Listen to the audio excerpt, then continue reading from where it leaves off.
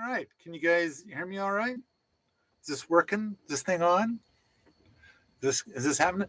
Stephen will be along in a moment. Go ahead and type into the typey thing so I can see, stuff's going on. Ooh, we should check the Kickstarter to see where we're at to get started. 43,317 is where we're going to start. And so it's the same kind of deal as the last time we did this on Saturday. So it's possible we'll only be doing this for 30 minutes. Now, past Kickstarter supporters made a list of stuff that they would like to talk about today. And the first thing starts talking about fire and heat and stuff. And I don't know if I'm pronouncing this correctly, but there's somebody here whose name is Cairn of Duncroft Permaculture. And so this is the guy. And he says it's late in the Scottish Highlands, but I'll see how I last. So I thought I got, I posted something about his video, which was just a few days ago. And then he says, not Scotland, Wales. And it's kind of like, oh. So now I'm confused. Yeah. Now it says Scottish Highlands. And so I don't know what to think anymore. Well, he could be making just a general comment. It's late there. So I haven't seen anybody type anything. I don't even know if this is working. Looks like there's some people here and things. I don't know. Maybe this isn't working. Maybe this isn't. It looks like it's working. Oh, we can see you. All right, good. We were going to do a thing where we could have a bunch of Zoom windows all together and a bunch of other people, but we couldn't get that to work. And so, and then Jeff is very insistent that we use something called StreamYard, and that he's insistent that it'll be far easier to use than Zoom with YouTube. And it's kind of like, so maybe I should give his stuff a try soon. But all right, so we're going to go for 30 minutes unless we get enough money to be able to, okay, there's the monies. And then here's where we started. Okay, 43,317. Right, and just in crossbow. And as is now, we're going to stop in exactly 30 minutes. Although I thought that was really fun last time, a Saturday that we did this, yeah. And people did just keep putting money in. Yeah. Now, when I've done Kickstarters before, at this point in time, we would usually be well over $50,000, and we're not. We're at 43. And so, oh, look, there it went up. Hey, thank you. It's happening. And so I'm kind of feeling a little pinched. I do want to say, so I've kind of got an exchange going on in another thread that's up here somewhere, where somebody was saying asking me something about the permaculture playing cards. Dun, da, da, dun, permaculture playing cards. And I was saying I don't think I'm going to get a reprint. I was kind of thinking that if this Kickstarter hit $100,000, I could probably, take a bunch of money, probably 20 grand, and get reprint. And but I don't have that kind of coin just lying around. So I don't think. I think those of you that bought it, it's going to be a rare thing. You're going to have a rare thing. So I don't know. Maybe people who bought a whole brick of a dozen decks, maybe they still got 5 or 6 and they can sell them for something. I don't know. But I'm gonna try to count up how many we have left, which I think is maybe just a couple hundred. Okay. And usually at Christmas we'll sell 1,500. Yeah, that's quite a few. And so I think what I want to do is set the price to be $20 a deck or higher. So that way the few decks that I have will last a few more years rather than being gone in a couple of months. Well, It's either you or eBay that sets the price at $20 a deck. So, all right. So we got people saying that they can hear us. All right, that's good. That's good. Splendid. Now, let's talk about fire and heat stuff. So here's a person who backed one past Kickstarter. This person backed the low-tech laboratory movie. Okay. And is saying fire and heat stuff, also other things. So let's start with fire and heat stuff. I want to make something really clear. And by what I did was I posted 2 important threads earlier this morning. One of which features the Cairn of Duncroft permaculture. So one of them, it basically says evidence that rocket mass heaters really do what we say. And I've always said that they heat your home with 1/10 the wood. And I think that the video I mentioned from Cairn kind of says that. He says that he when he had a wood stove, he heated with 4 times more wood, only he was still cold. And now he's warm. So it doesn't exactly say he's heating his home with 1/10 the wood, because he didn't heat his home before. But I have to confess that if I'd said that rocket mass heaters heat your home with half the wood, we probably would have 10 times more buy-in. As is, I am just sick to death of the claims that I'm pushing snake oil and hype and all that stuff. On top of that, there's a second thread that I made, and in that thread, I'm addressing the whole thing about like all the claims I make are bullshit because I'll make money off of it. So the second thread I posted today is a link to that YouTube video that a guy put up where he's going into great detail of his Cobb style build, and it is a beautiful build, and the video is extremely well done. Good videography, good editing, good everything, and I think it's arguable that it is of higher quality than the movies that I sell.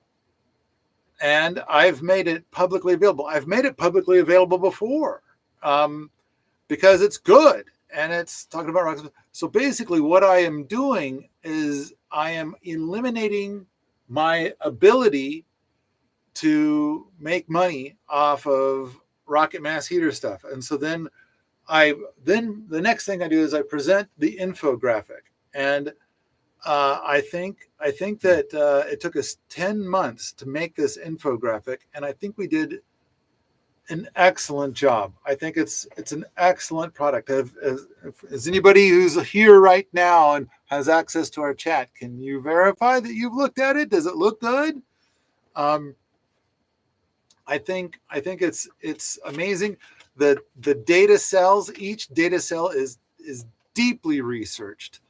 And we provide a bibliography, and we provide how we decided to do the math and like how we came up with the numbers. Now, I've already seen some people push back on like, heat your home with a rocket mass heater for $15 a year. And so Cairn of Duncroft permaculture.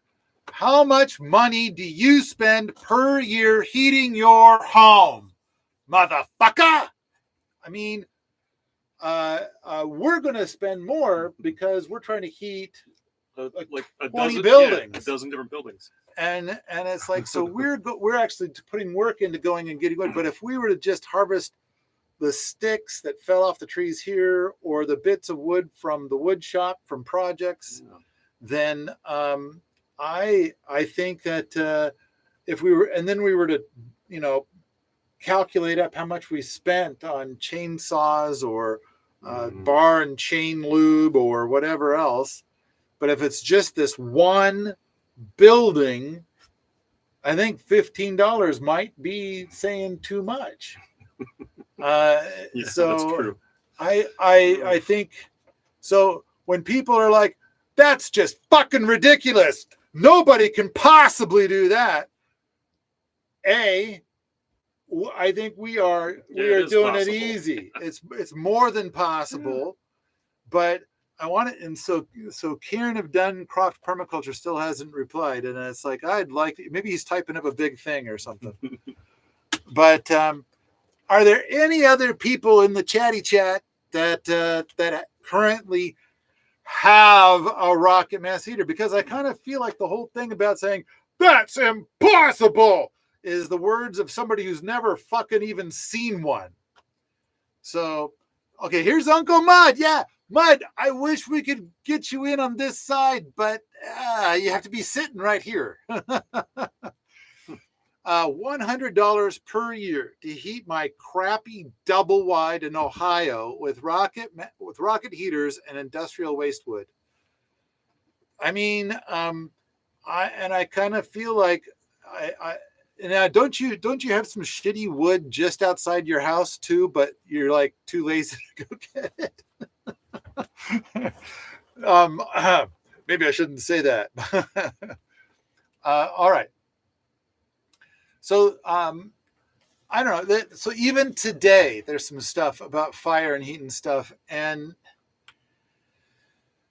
I feel I've got a bunch of very strong feels in the space of what's that? Oh, I'm too lazy to get the wood in my yard. Okay, fair enough, man. Go ahead, wood. Go be fertilizer or something. Leave me alone. Leave me out of it. Whatever you're doing over there, just leave me out of it. Okay, understood. In 2009, I saw my first rocket mass heater, and before seeing it, I was sure it was bullshit. And but I went and I looked, and I was utterly flabbergasted. I had heated several homes in the past with wood all year, and what I observed was just stunning. And I kind of feel like that's a critically important ingredient in understanding it. But all right, the key is Mud and I spent a tremendous amount of time, and then Andreas helped make the infographic, which I think he did a beautiful job. But we just spent a phenomenal amount of time looking up all the data and getting all the numbers just right. And I stand behind every single number. And the stuff I see is just crazy internet trolls. There, you can't do that. So it's like spoken like somebody's never done it. I think it makes a profound difference to global stuff. And I think it makes a profound difference to the individual. And I think most of the problems have been solved, and so, but at the same time, number one thing I want out of all of this is just brain space. So many people are like, they live in an apartment, but they have a vague idea of how a nuclear power plant works, but they have no idea what a rocket mass heater is. So remember to hit that thumbs up. Is he wanting me to hit a thumbs up? Or is he telling everybody else? What are you going to hit a thumbs up on? You got to like and subscribe, all the YouTube stuff. I've been, I think we had one video. How do you get a button like that for your wall unless people like and subscribe? I think, first of all, I think the YouTube subscribe stuff doesn't mean shit. I think, all right, I've got 102,000 subscribers, and I think 50,000 of them have said, notify me whenever this dumbass puts out a new video, and they don't get a notification. And then YouTube is like, I'll show this to 100 people. Maybe, we'll see how it goes. And so it doesn't show it to 100,000 people. It shows it to 100. So it's kind of like, what does it matter? What does having 102,000 subscribers matter? And I don't know, like it. Sure. Does it change anything? I don't know. Like it or don't like it. Ooh, look, it's that Kieran guy. Just listen to Jeff. We use 1 to 2 UK pounds worth of wood a day to heat now. So that must be like $1 or $2 worth, right? Well, it's a little more expensive. Previously, it was easily £10 a day when we ran the heating hard and we were still cold. Yeah. We have a 4 to 5 month heating season. All right. Don't forget. Ironically, I found this stream through my YouTube notifications. Oh, so it does work. Okay. Well, all right. I'm dumb. I don't know. Who am I? So you may now back to the topic of rugged mass heaters instead of YouTube. Let's just forget about that.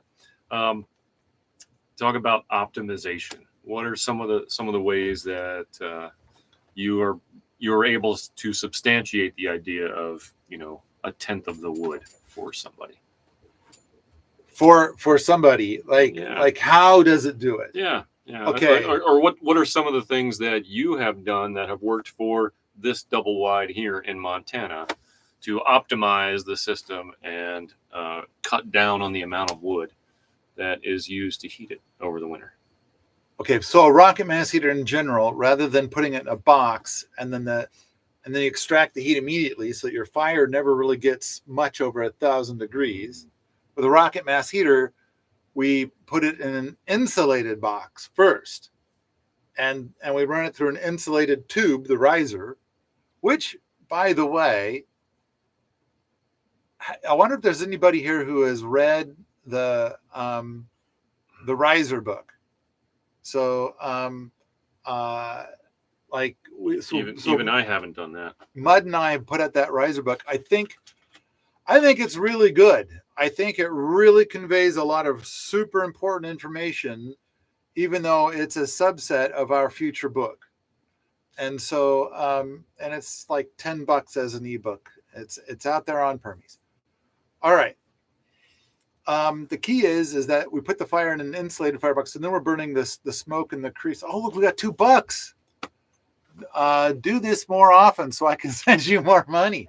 Well, yeah, I think if we get the and I think, and as long as Jeff is here and Andreas is here, I think, like I told Jeff, that in a week or two, let's do this, but we'll set up the StreamYard thing, and that'll make Jeff happy. Because he thinks that's what we ought to do. And then we could have mud in at the same time, like on a different window or whatever it is, however it works. So I think we will try to do this more often. If nothing else, it's been fun.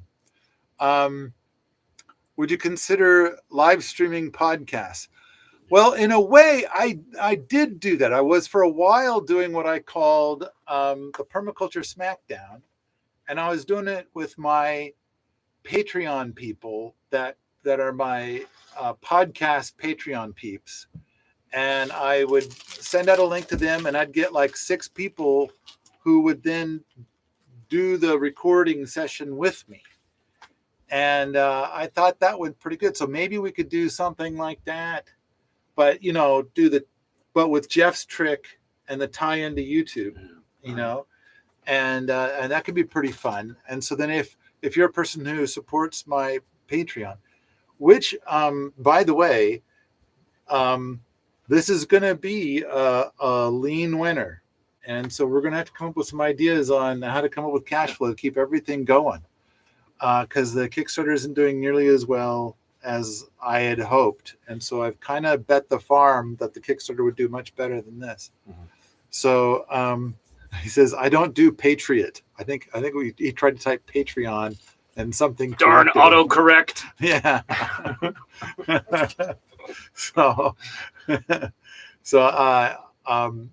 All right.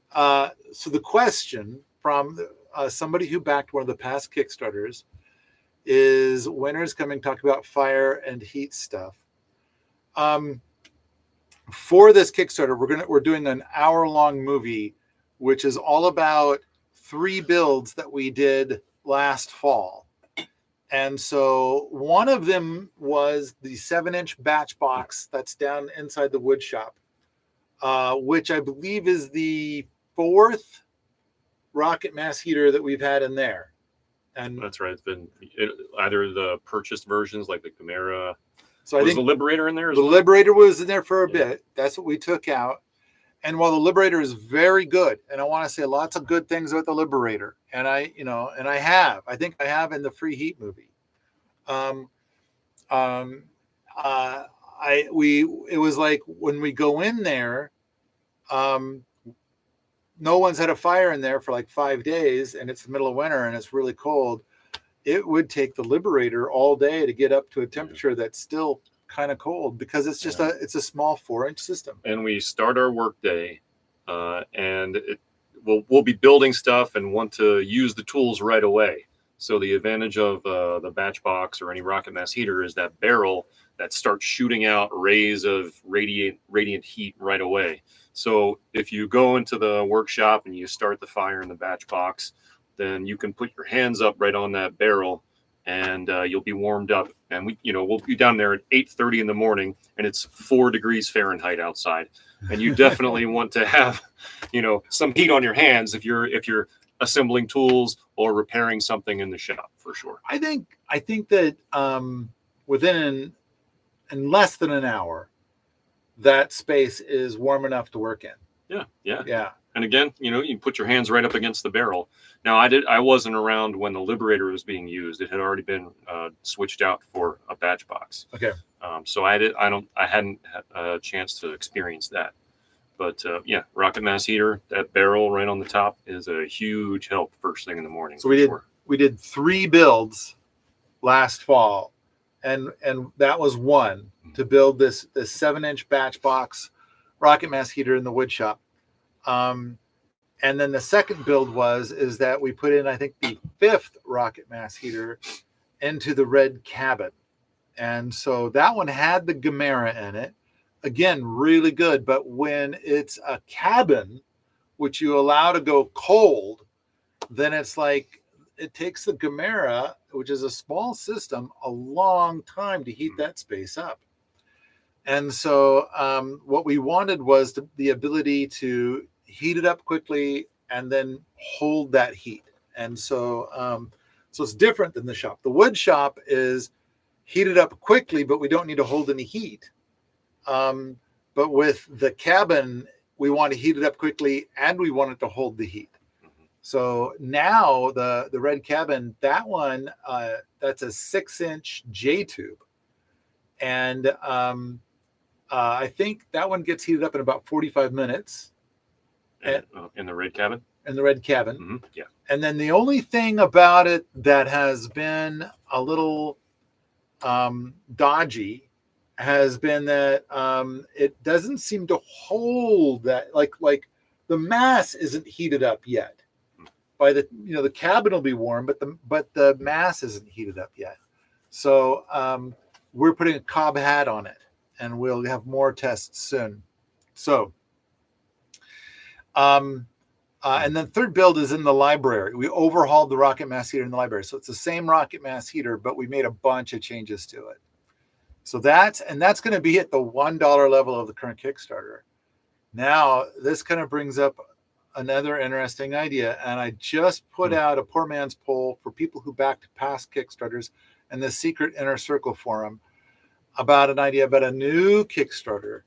And for this new Kickstarter that, it might be a few months in the future. But we've got an idea, and there's a lot of excitement about it and things like that. But no early bird, no $1 level, a very, very simple Kickstarter. And so kind of checking in to see how people feel about that. But for this Kickstarter, we're doing it the way that we've done so many Kickstarters, and we're offering something I think really substantial at $1. And I've got a lot of feels about that and everything, but I think that this movie is going to be very good. Now, it's a bunch of people here who took the video while we were doing it, and I don't think anybody was a professional videographer, so I don't know how fancy the video is. But it's Andreas doing the editing, and so Andreas will probably he'll work his magic and put it together. Exactly. So, all right. We have 6 minutes to go. We've got So yeah, the last we saw, but it looks like that there's more money yeah. than that, right? Seven. Does somebody want to do the math? 7 or again? 8 minutes. Well, it's every $15, right? Mm-hmm. And so 43,452 minus 43,317 sounds like it's more than $100. So it's going to be probably at least. Thank you. 6 or 7 minutes past. I was looking at the last 2 numbers instead of all of them. All right. Where's the thing that says how many people are here right now? I don't see anything that says that. Oh wait, there it says 26. There was the pop out dashboard thing. Oh, okay. All right. So, yeah. Okay. Oh, 9 minutes at it. So the end time is now 5:39 p.m. All right. So we've got more than 10 minutes. All right. So let's see. Also, hey, hang on a second. There's a couple folks from Spain. Hello. Really? And yeah, so there's Expo from Spain and Nicola Brindley. From Spain. So there was somebody in the last talk. I can't recall what you call these things. What is this event? Time zones? No. Oh, the Backathon? Thank you. On Saturday's Backathon, there was somebody from Spain, and they were like, hey, is there something going on in Spain? I really would like to be part of it. And the best we could come up with was news from Portugal. So it's good to hear that there's more people in Spain. I mean, it's cool that you all could somehow find a way to connect and get something really substantial going on in Spain. That would be fantastic. And there's the Cairn guy in there too. He's in Scotland, so that's 3 people from Europe at least. Mm-hmm. And it's got to be something like pushing midnight there, doesn't it? I mean, there's a guess. In England, it would be 5 hours later, so like 10:30. Oh, wow! Still, that's past my bedtime. So, all right. Fall harvest.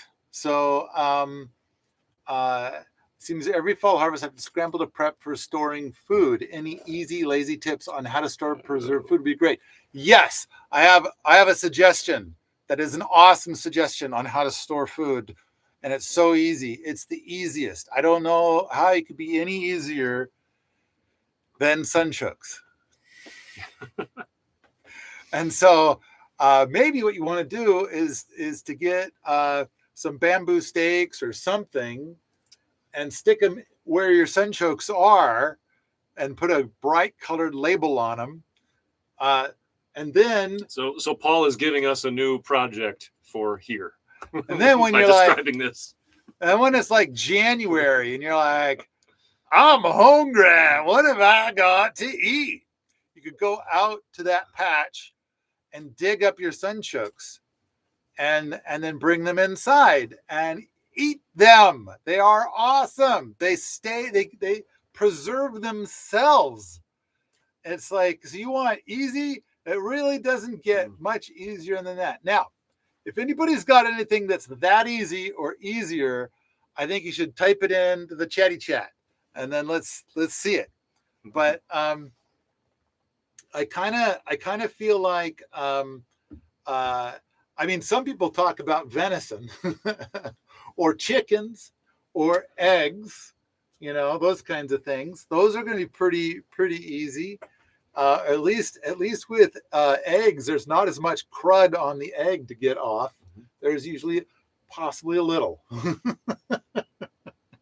So if you're going to ask a question about easy, lazy tips on how to store and preserve food, that's my number one. Okay. The next one is from this guy, Chris McClellan, also known as Uncle Mud. And he's offering to drop in and chat. And it's like about rocket heaters for a while, if anyone's interested in those things. And it's kind of like, I'm sorry we couldn't. I thought we'd get that worked out. I'm sorry that we didn't. Damn. So, okay. Next one, Joshua, community thorns. What's it like to have an actual community existing that meets high standards? Well, I mean, high standards by my standards, I suppose. And for ecological responsibility, I can tell you, it went up some more. I don't know where we're at now. Wait, did it go? It went down. It went down. Things are bouncing around. Yeah. Oh, so somebody must have 352. canceled. Like somebody must have canceled the pledge or lowered their pledge or something like that. So 352 is, so we go It's two like, more it's like, minutes. yeah, like three more minutes, something like that. Yeah. Okay. And so maybe somebody can tell us how much further we go with 352 minus 3. Just in case. Community thorns. I as I pointed out in Permaculture Thorns, the book, I used to serve on a board. It was an organization that was a community incubator, and so I helped a lot of communities form. And then I moved away from community that was it had a community decision-making model, and then I moved to a community that had central leader. And if you guys don't put some money in that Kickstarter, we're going to end this rather suddenly. Does somebody, maybe we should post a link to it. Maybe that'll help. Do you want me to deal with this while you tell your story? I'll take care of this. Yeah, you part. do that. Okay. So, and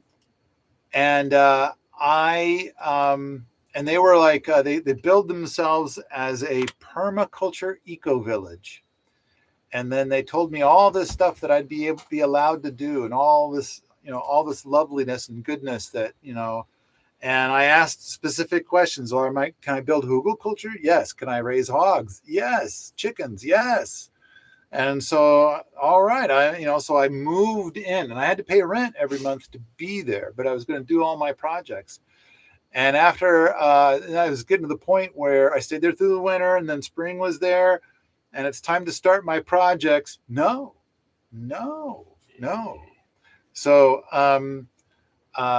did the money go up? Got another $100 in there. Thank you for that. Okay, so it's keeping us going. Just don't stop yet. They build themselves as a community, and of course, if you ask them, I'm sure that they would say that they had very high standards. I do know that, for example, not only was I not allowed to do hugelkultur, and I was not allowed to raise pigs, but I went and I put up a clothesline outside and put my laundry on the clothesline, and they told me to take it down. The clotheslines are not allowed there, and I kind of felt like, that's your permaculture flag. And so we have lots of clotheslines here. You can come hang your laundry here all over the place. Hell, we've got what's called, in fact, I understand this phrase came from Scotland. The word pulley originated in Scotland, and it meant a closed drying rack that you kept up next to the ceiling, and then you had this little rope thing to lower it down, and then you'd pull the rope so it'd go back up. And that is what the word pulley started off as. So it says pledges are getting raised. So outstanding. So now we need to find out what is our new stop time. So all right. 9 minutes added. End time 5:39. Okay. 5 minutes. We have 5 minutes to go. All right. So the question is about what's it like to have an actual community existing that meets high standards for ecological responsibility? I'd say most of the time, it's utterly delightful. And I'm going to pretend that what we're doing here meets that. And once in a while, I get schooled. People are, that's recyclable. Oh, okay. Things changed. Oh, I didn't know. Okay, now I know. And so I don't know. It is community, but I don't think I could live any other way. I mean, so for 10 years now, I've been here, and there's always been other people here.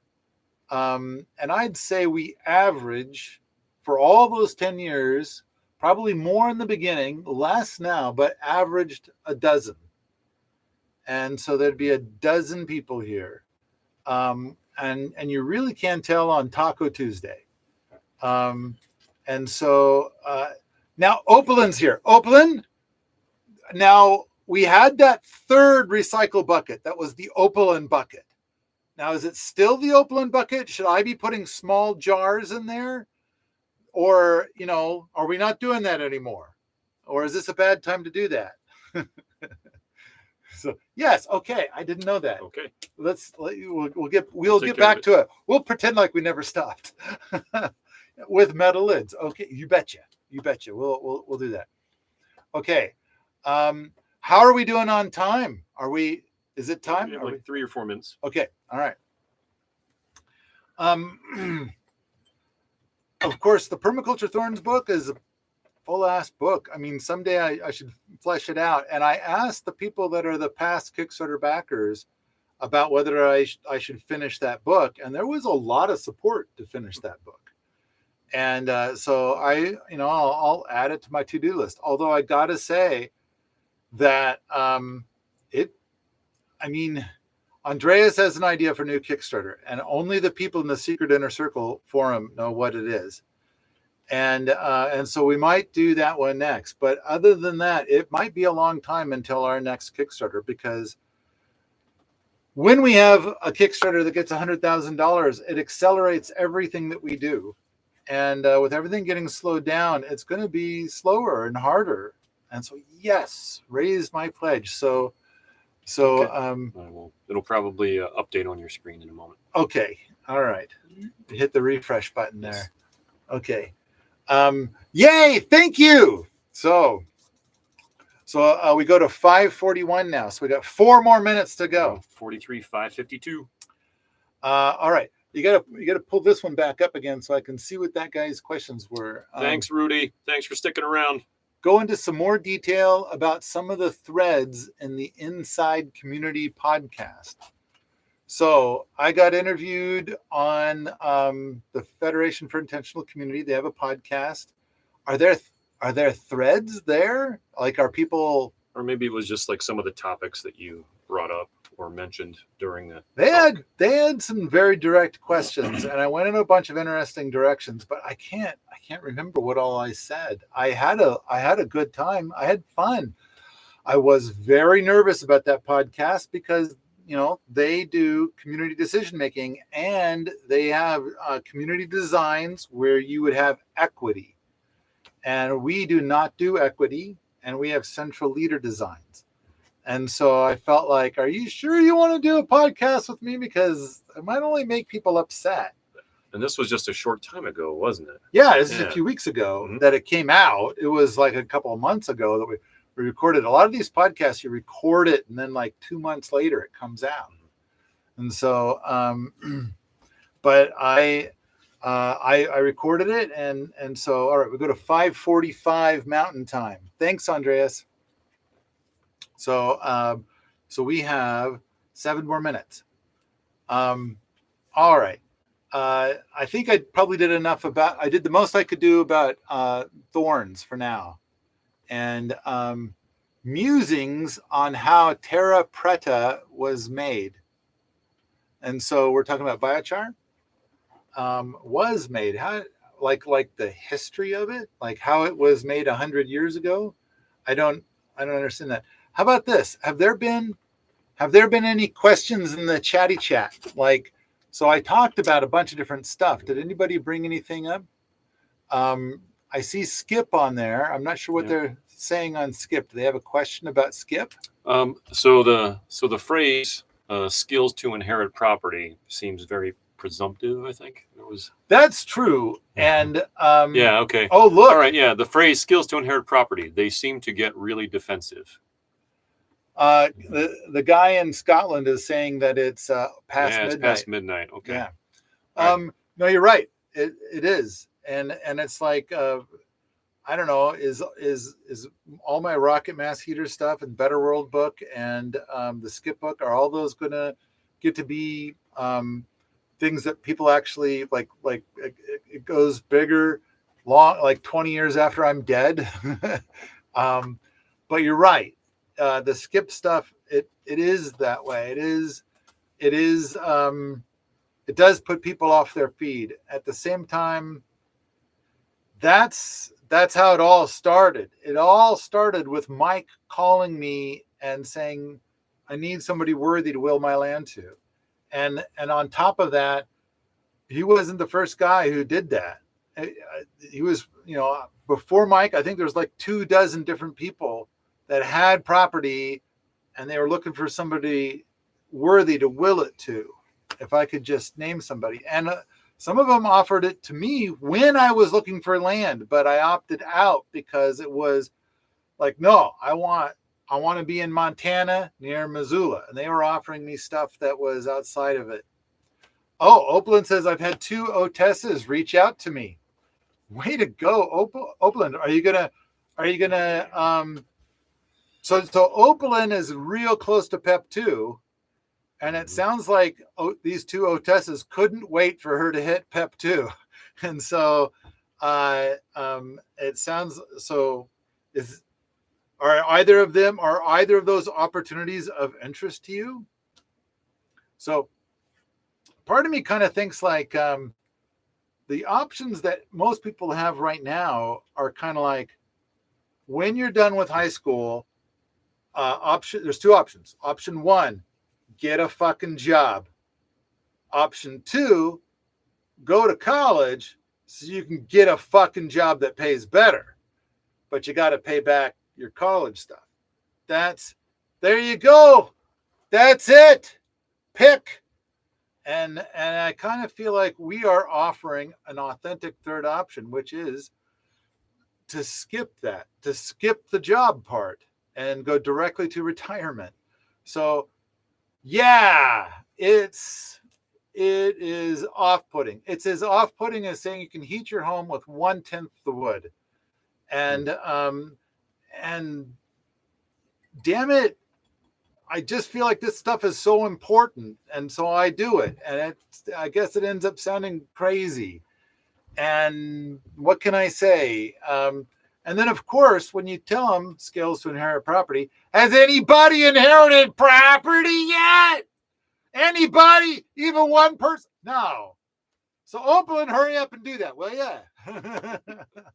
I'll wait here. So there were 2 other questions. Okay. First one, Rudy likes to watch, asked this before they left. There seems to be about 1,000 of us who normally give $100 to each Kickstarter. Would it be obligation poison, quote unquote, if 1,000 plus of us just gave you $100 a year to video document your projects? Just a quick take on that. I would say, yeah. I mean, I feel like I want to make. I mean, how many times have I pestered the fuck out of you about making videos? Easily a dozen times a week. And I feel I think there's 500 interesting things here right now for which there is really no documentation anywhere. I mean, and I think in the last one of these on Saturday, we talked about the cat houses. I think those are a perfect example. Wouldn't it be great to have a YouTube video of that? Just to let everybody know, we are filming documentation on the pump house project, a bunch of earthworks type stuff on a roundwood timber framed box that's halfway built into the ground, and it's housing all of our pump mechanic and electronics over at the lab. And next week, there'll probably be a lot of work done on the Sepp Holzer root cellar for people who want to get firsthand experience with that. Okay. So couple more minutes left. Another quick take here. In a podcast, you mentioned wanting to have a solar pump bring water to a high spot and it flow through your property. Can you talk about this? I think, first of all, this is with Sepp Holzer's blessing. When in 2012, when we were over at that property in Dayton, Montana, this is exactly what he said that he wanted to do in his design, was to put some ponds in up really high and then make it so that whatever the sun would shine on the solar panel, the pump would be direct connected to the solar panel, and it would pump water from this ample water source down low. That'd be really cool. Up there. And so eventually that would overflow and come down. Okay, we're going to 5:49. So we're doing 4 more minutes. Awesome. Thank you, everybody. Yeah. Thanks so much. Now that we have the well And all of that water, how possible do you think that something like that is here at base camp? That sounds really exciting to me. And so I've got all kinds of ideas. Oh, it's 1:45 in the morning in Spain. Wow. Sorry. Thanks. Hey, you all are troopers. Thanks for thanks for joining us. So I think it's a really good idea. At the same time, I kind of feel like let's start doing some water catchment down there at the classroom. Let's do water catchment at the shower shack. Let's do water catchment on these buildings. And then let's feed it into a circulatory system that pumps it all up to the caldera, and then there could be a series of ponds coming down here from there. And but I mean, the fact that we now have ample water, but of course we have to pay it to get it to suck it out of the ground, out of the ground.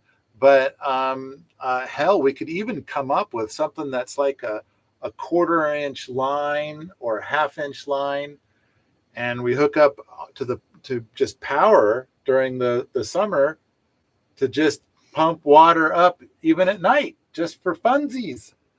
And so I think there's a lot of different options. Airlift pumps, I agree, is the way to go. And let's see, why not collaborate with other permaculture people near Andrew Millison? So Andrew Millison and I exchanged some emails like a year ago, and the conversation that we had led to the whole thing about the permaculture artisans, like who are the top permaculture artisans of all time. And then at some point I said, hey, Andrew, I'll send you 40 of my books that you can hand out to your students. And he declined. He said, I'm not allowed to do stuff with a commercial entity, although YouTube is a commercial entity.